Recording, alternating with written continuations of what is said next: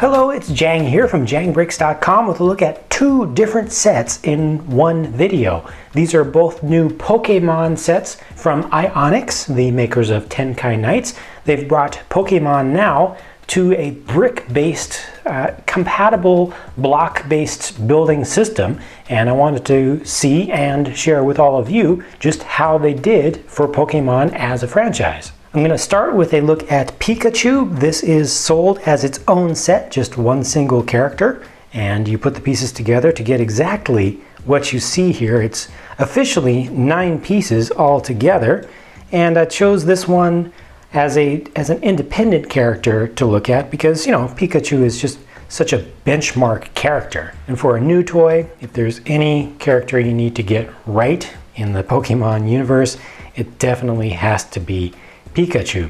So here you can see that they've got some different kinds of proportions with this one. You know, it's a little bit different take on the design of Pikachu. It's got a really narrow neck, and yeah, it's different. This is another set. This is a battle set called Pancham versus Eevee, and officially it comes with 66 pieces, including these 2 figures and a couple of terrain pieces. Here's a look at Pancham with just the bottom level evolution, just very basic and small, and I think the proportions are good here. The face, I think, looks pretty respectable. The arms, I think, are okay for the system. The legs are kind of awkward looking to me. The base with the feet is very small, so this is a very easy character to tip over because it has a lot of weight in this head piece. Almost all the mass, see, it's almost all solid plastic, so this is a really heavy solid piece, and when you take that off, you're left with just this kind of frail little skeleton beneath. It's just not very stable. Tough to get this to stand up. Come on. It's just not working. Here's Eevee, and this head looks really good, and they got the tufts of fur around the base of the neck. Again, just one large piece for that, and it's on a different style, yet another different style of transforming brick. They really aren't very compatible or versatile across different styles of building. Every different style of creature has a different style of transforming brick. Big single piece for the tail here. Interestingly enough, they don't use a whole feature of this shapeshift here, where you could bring this out and have a different piece, different piece that can be used for a head to be posed in different ways, and there's also one of those in the back for a tail, but they don't use that at all. They only use just the legs to unfold those, and then you put the whole head on top of that, and a couple of small pieces here. One of them holds the tail.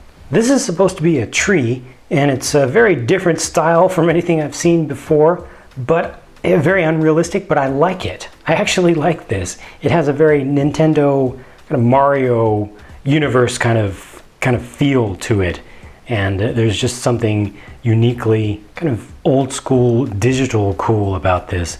It's got some little fruit growing underneath of it. Lastly, there's this hill or rock outcropping, or you can see it as being a really small little mountain. This was a satisfying build. A number of different types of pieces put together, and it's a proper construction assembly. You know, it's reusable pieces all put together to make something that looks pretty decent, except for this rock. The rock is just all one piece, but I think that's fine. And this can be used as an attack as well, because this topmost piece actually has a hinge on it, and you can just push that forward, and it's supposed to push that off.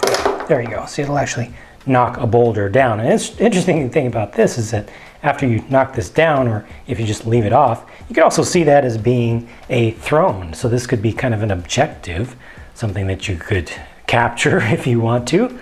Or you could also use it as a place just to pose one of your figures. Like, this is the throne of Pancham, if you will. So I would really like to hear from all of you what you think about these sets, what you think about how well Ionix has done at translating Pokemon to a buildable construction system. I myself am very disappointed by what they've done. I feel like the characters don't look accurate enough in their proportions. I feel like they don't have enough playability for the style of the system. I feel like this is a place where Ionix really could have taken advantage of their transforming, changing, shape-shifting brick system and combine that with Pokeballs for each character to allow you to carry them around in a completely devolved state, just the pieces, and all have them fit in the same size and have interchangeable Pokeballs that could be traded or just rolled around as a different game or something.